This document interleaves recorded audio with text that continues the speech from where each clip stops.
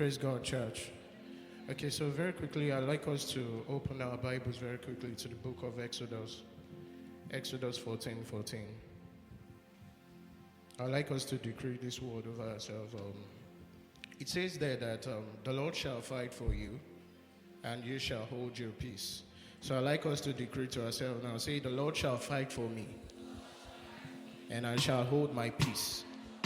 The Lord shall fight for me, and I shall hold my peace. In this month of May, the Lord shall fight for me, and I shall hold my peace. Come on, go ahead.